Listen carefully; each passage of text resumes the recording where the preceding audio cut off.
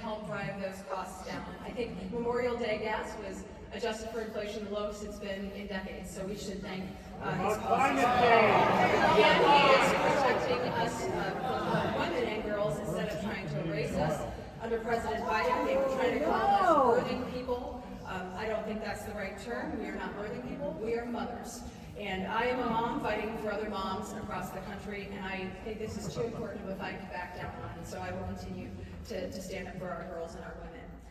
Iowa is a model for the rest of the nation, thanks to the leadership of our great legislators and our Governor, Keith Reynolds. Our state has prioritized education and rural. They have lower taxes for hardworking families, ensuring our communities are safe. We are blessed by her leadership, and I am blessed to call her a friend as well. And I've made it my goal to make sure that Washington, D.C. can run a whole lot more like the great state of Iowa. Iowa common sense, my commitment to accessibility and transparency will continue to guide me as your representative every day. I remember the night before the president was sworn in, and he said we're not going to waste a moment delivering on the promises that we made to the American people. And I think he wasn't kidding. It's been very busy the past few months, and in just a short time of having him back in the White House, he has demonstrated what it means to be accessible and to do exactly what you said you would do. My colleagues and I are working alongside the president to undo all of the damage done during the Biden years and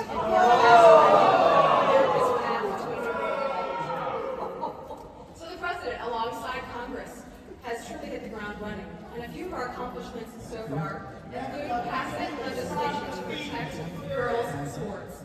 I was proud to join the president at the White House when he signed an executive order to do exactly that. President Trump took decisive action to secure our border and start deporting criminal illegal aliens. Secure that it has been in more than 20 years. Back in March, I think these numbers are important because they tell the true story here. Border Patrol encountered just over 7,100 illegal immigrants at the southern border. That is a 95% decrease. 95% decrease from the year before. Who's doing the and a work? 97% Lowering our workforce from March of 2022. This marks the lowest levels recorded since the fiscal year 2000. I think that's remarkable. We did not Doge or doggy or whatever you want to call it, but all these universities are being attacked because they feel that they're too liberal, I guess is the reasoning, but they've cut almost $2 billion in research. I've got a wife and two sons that have genetic eye disease that the University of Iowa is working on. And to tell the University of Iowa that you don't get the money to do that might save their eyes because they're just on the verge of having transplants, and just so that the rich can get an extra tax cut is a crime. It's an absolute crime. To what I said, sir, about the NIH and the inefficiencies in NIH, well, one of the things that I think is really important is making sure research dollars go to fund that next big cure. So when I talked about the inefficiencies, having that many different CIOs, different kind of businesses within a business, that's not an efficient model, and making sure research dollars are getting to actual researchers. So one of the things that we've tried to change so that more of those dollars do flow to researchers, there's a lot of administrative take from these universities on top of the research process. If you look at how those funding streams are broken down when they're granted to universities, a lot of that money is taken for administrative overhead. What we are trying to do is cap the amount of that cost so that more of those dollars go directly to researchers.